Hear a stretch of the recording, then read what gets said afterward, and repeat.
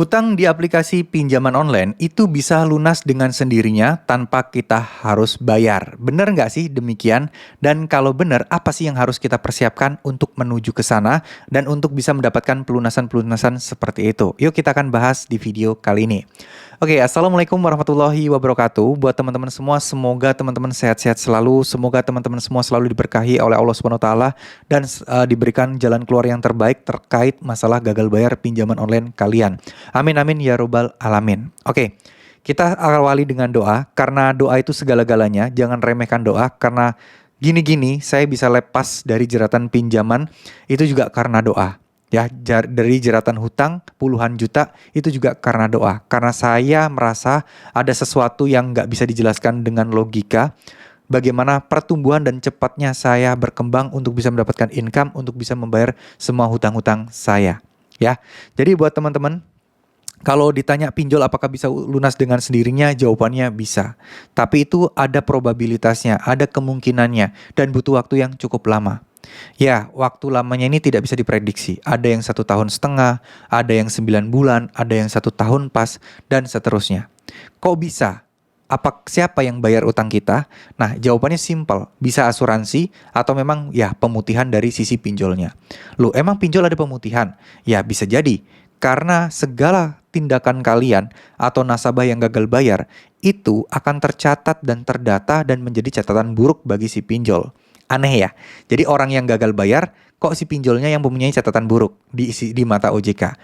Aneh memang, tapi itulah kenyataannya. Itulah yang membuat harusnya dari sisi OJK memandang sebuah aplikasi pinjaman online, itu harusnya ada tim analisis yang mana itu berperan untuk menyetujui atau tidak menyetujui pinjaman online yang datang.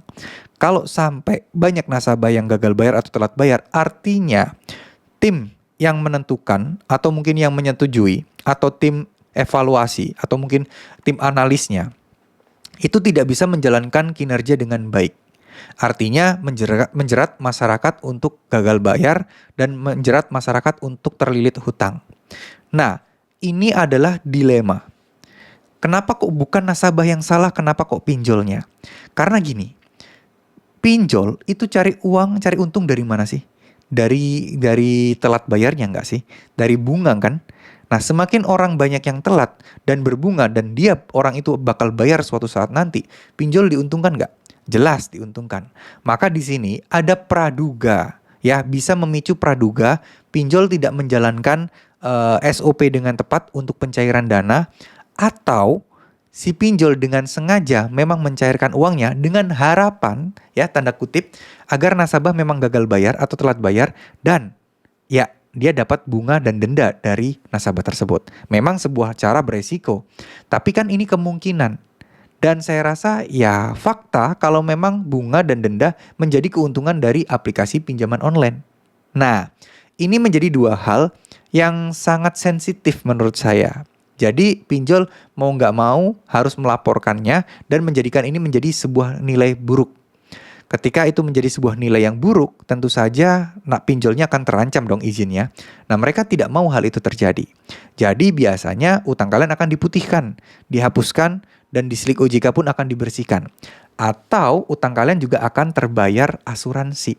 Ya, jangan salah, pinjol-pinjol besar itu ikut asuransi. Yang mana kalau misalnya amit-amit nasabahnya meninggal, uangnya akan diganti asuransi. Yang mana kalau nasabahnya sudah sulit sekali dihubungi dan udah bertahun-tahun, akan dihanguskan dan dibayarkan oleh asuransi. Ya, jadi sekali lagi, mungkin nggak sih utang kita bisa lunas dengan sendirinya? Mungkin. Pesan saya cuma satu, kalau memang tidak ada uangnya, tidak ada dananya, digalbaikan aja dulu. Digalbaikan dulu bukan berarti lari dari tanggung jawab, tapi kalian mengesampingkan dulu masalah yang belum bisa kalian selesaikan sekarang dengan meluangkan waktu atau memfokuskan pada hal yang akan bisa menyelesaikan masalah itu suatu saat nanti. Yaitu dengan rajin melakukan pekerjaan-pekerjaan sampingan atau mencari penghasilan tambahan. Itu yang paling penting. Ya. Jadi tetap semangat buat teman-teman semua, jangan takut, jangan merasa kalian masalah ini masalah akhir dari segala-galanya. Insya Allah gagal bayar itu bukan sesuatu yang besar, gagal bayar itu bukan sesuatu yang menyakitkan, gagal bayar itu juga bukan akhir dari segalanya. Tetap fokus, tetap komitmen pada apa yang harus kalian kerjakan. Jangan sampai terganggu terhadap penagihan-penagihan. Abaikan aja mereka karena itu akan mengganggu kalian. Kalian tidak akan bisa produktif. Dan fokus dan tujuan kita adalah apa? Produktif dulu, baru kita bayar setelah bisa menghasilkan uang dari produktivitas kita tadi. Ya, karena nggak mungkin kan kalian pinjam sana sini lagi, itu namanya gali lubang tutup lubang dan akan merugikan teman-teman atau kerabat kalian nantinya. Ya, lebih baik galbe di satu pinjol daripada galbe di banyak pinjol sekaligus karena itu akan ribet ngurusnya. Terima kasih, mohon maaf jika ada salah-salah kata. Sukses selalu buat teman-teman, sehat-sehat terus dan semoga masalahnya bisa cepat-cepat terselesaikan. Amin amin ya rabbal alamin. Terima kasih. Wassalamualaikum warahmatullahi wabarakatuh.